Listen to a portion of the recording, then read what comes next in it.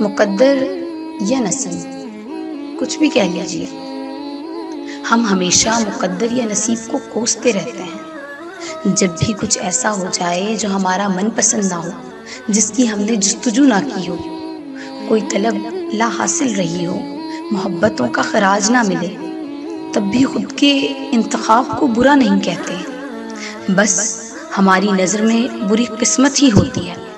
پتہ ہے، کبھی کبھار نہ مقدر کا قصور ہوتا ہے نہ حالات کا، بس کچھ انتخابات ہم غلط کر بیٹھتے ہیں اور پھر باقی زندگی انہی انتخابات کو کوسنے میں لگا دیتے ہیں۔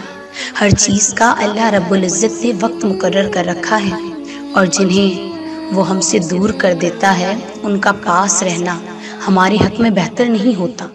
ہم اس کی مصلحتیں کبھی نہیں سمجھ سکتے، مگر وہ جانتا ہے کہ ہمارے حق میں کیا بہتر ہے اور کیا نہیں۔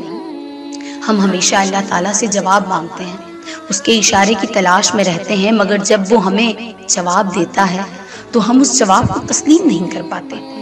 اللہ رب العزت ہمیں جس شخص کی حقیقت دکھا کر اسے ہم سے دور کر دیتا ہے تو ہم پھر کیوں اس کے پیچھے بھاگتے ہیں؟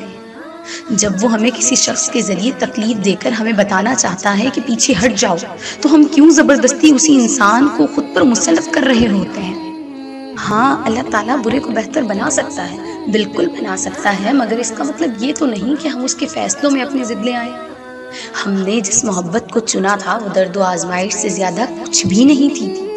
اب ہم دیکھتے ہیں جس محبت کو اللہ رب العزت نے ہمارے لیے چن رکھا ہے وہ دنیا کی تمام محبتوں سے زیادہ پاکیزہ اور پرسکون ہے۔ بس تم راضی ہو جاؤ، بس اب اس سے دعا مانگو کہ جو تیری رضا ہے میرے مولا وہی میری رضا ہے، جو تو چاہے وہ میں چاہوں۔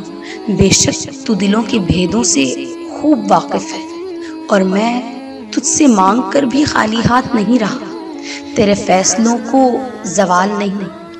بے شک تو علیم و قدیر ہے، بے شک۔